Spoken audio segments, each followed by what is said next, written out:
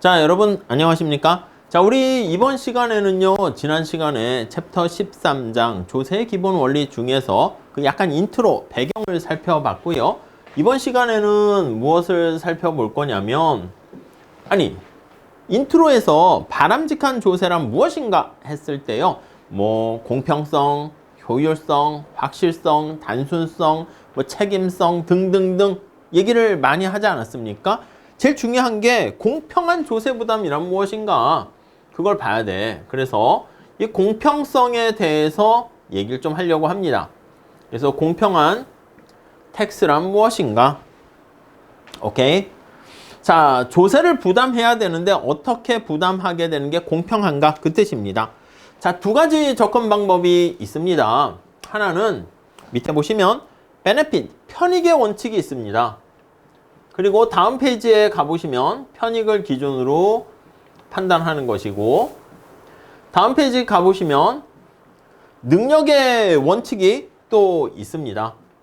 그러니까 첫 번째 편익의 원칙은요, 야, 네가 말이야 정부가 제공하는 공공재에 대해서 만약에 혜택, 편익을, 베네핏을 누리게 되면 그에 따른 대가를 지불해라 이 뜻이고, 이거는 야, 너 능력자잖아, 네가 좀 세금 좀 많이 내, 능력이 높을수록 좀 세금을 많이 내라, 이런 뜻입니다. 자, 우선 편익의 원칙 보면 밑에서 두 번째 줄 보세요. 각 납세자가 정부 서비스에서 얻은 혜택, 편익에 대해서 정부가 제공하는 서비스, 공공재를 할게요.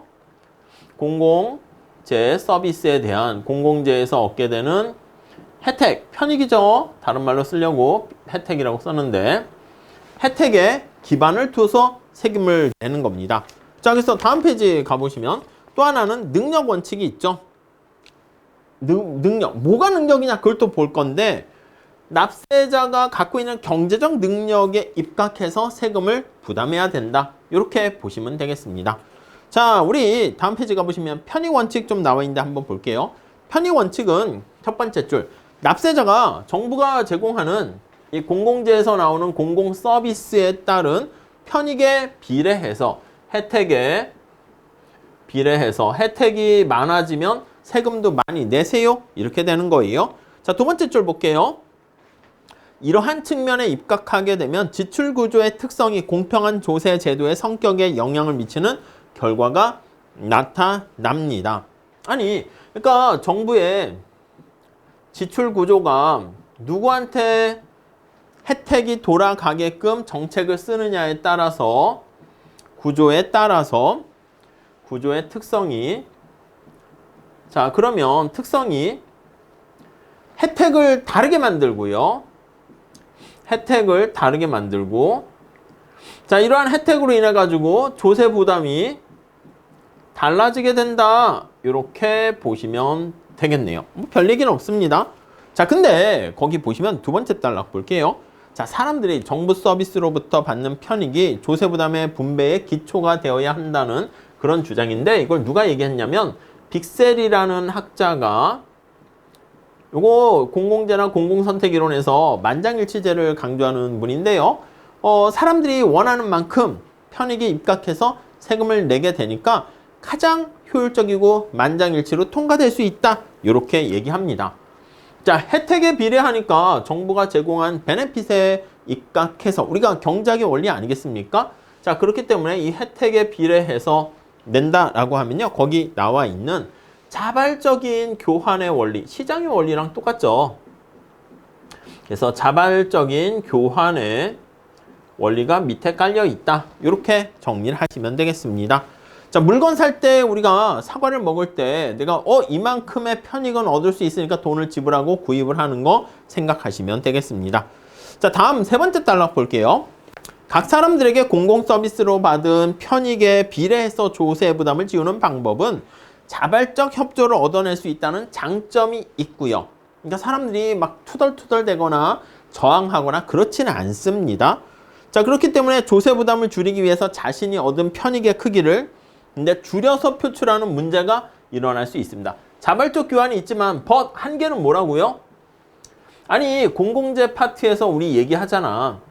자기가 혜택 편익을 보지만 만약에 저는 편익을 누리지 않습니다. 그럼 딴 사람들이 돈을 내 가지고 생산이 되면 혜택을 고스란히 볼 수 있어요.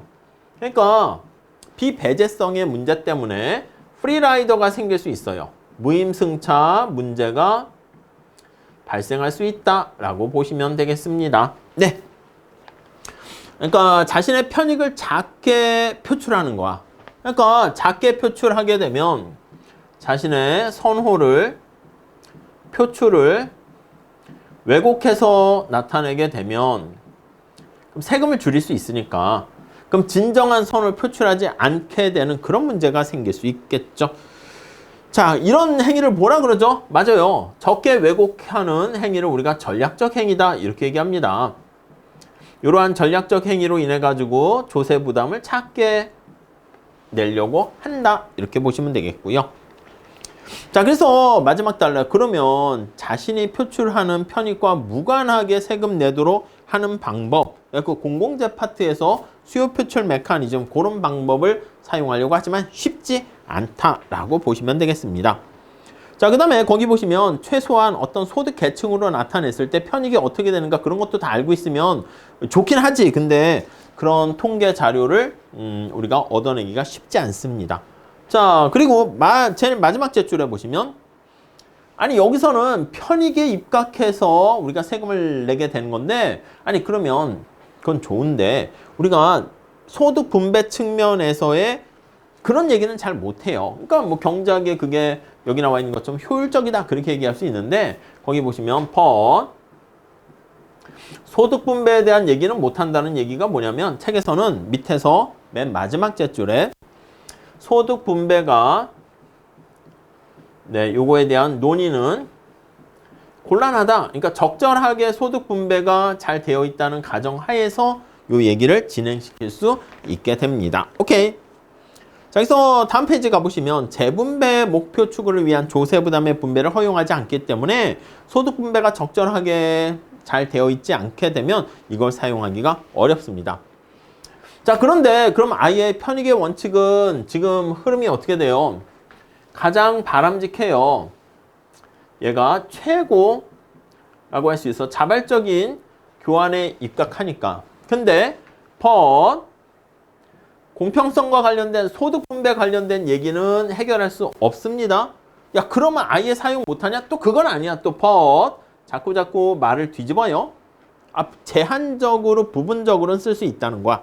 그래서 거기 보시면 두 번째 단락에 두 번째 줄 보시면 정부가 제공하는 재화나 서비스가 공공재 성격을 지니는 경우는 사실 적용하기 어려워요. 근데 정부가 제공하는 서비스가 사용재적 성격을 지닌 정부가 제공하는 서비스라고 하면 요거를 사용할 수 있다 이렇게 보시면 되겠습니다. 오케이. 네, 그 정도. 대표적인 게 뭐가 있는데 그쵸. 우리 수도 사용료 같은 거 보세요. 수도 사용료가 많게 되면은 우리가 이용을 많이 하게 되면은 그러면 비용을 많이 내고요. 지하철 요금 이것도 마찬가지죠. 지하철 요금 이렇게 보시면 될 것 같습니다. 오케이? 자, 그 다음 능력 원칙 볼게요. 자, 능력 원칙은요. 야, 너 능력자야? 그러면 세금 많이 내. 이렇게 얘기하는 겁니다. 물론 이제 뒤에 보겠지만 능력을 뭘로 나타낼까? 그런 것도 봐야 돼. 첫 번째 줄 볼게요. 공공서비스의 혜택이 어떻게 분배되는가와는 관계없이 가로로 묶으세요. 편익의 원칙에 입각한 게 아니라 납세자의 세금을 낼 수 있는 담세 능력이라고 합니다. 세금을 얼마나 부담할 수 있는가? 어떻게 소득이 좀 많으세요? 돈을 좀 많이 벌었습니까? 좀 많이 좀 내시죠. 사회를 위해서 뭐 이런 거예요. 자, 능력의 원칙은 애덤 스미스의 국부론이라든가 미래 정치 경제학 원리 같은 고전학파 경제학에서도 늘상 나오긴 합니다. 그래서 아담 스미스라든가 아니면 존 스튜어트 밀 이런 사람들도 나름 옹호하고 강조했었습니다. 자, 특히 밀 같은 경우에는 우리 뒤에 다시 한번 볼 건데 특히 능력의 원칙에 입각했을 때 희생을 똑같이 해야 되는 거 아니겠냐? 이렇게 해서 거기 보시면 동등 희생의 원칙이라고 얘기해요. 동등 희생의 원칙 이렇게 얘기합니다. 아니 어떤 사회적인 우리가 무슨 뭐 기여금, 기부금을 낸다 할 때 재벌 회장이 제가 100만 원 냈는데 재벌 회장이 110만 원 내면 아니 그 희생이 똑같다고 얘기할 수는 없을 수 있잖아요. 그러니까 우리가 희생을 동등하게 하는 게 바람직하다 이렇게 얘기할 겁니다. 자, 능력의 원칙에 입각하게 되면 지금 살펴본 것처럼 담세 능력이 높은 사람은 세금을 많이 내세요. 이런 식으로 가게 되기 때문에 능력 있으시다고요? 세금 많이 내세요. 그래서 거기 보시면 공평성과 관련된 특히 재분배의 소득 재분배의 그런 목적을 달성하는 데는 목표를 추구하는 데는 좀 더 바람직하다. 이렇게 보시면 되겠습니다. 자, 그러나 정부 지출에 의한 혜택과 조세 부담을 연결시키지 않기 때문에 여기 나와 있는 특성들하고 반대로 보시면 돼요. 아니 내가 정부가 제공하는 서비스에 대해서 혜택을 별로 누리지 못하는데 아니, 세금만 많이 내. 그래서 거기 나와 있는 것처럼 아니 혜택과 그리고 조세 부담이 부담하는 만큼 혜택 받는 만큼 부담해야 되는데 이게 다를 수 있습니다. 이렇게 되면 사람들이 세금 내봤자 뭐야 나는 부담만 하고 혜택은 없네 이렇게 되니까 위에 나와 있는 자발적 교환의 원리랑 거리가 멀고 어떻게 됩니까? 예, 조세 저항이라 할까? 세금 내기 싫어요. 이렇게 들고 일어나게 된다는 것이죠. 저항이 커 이렇게요. 오케이?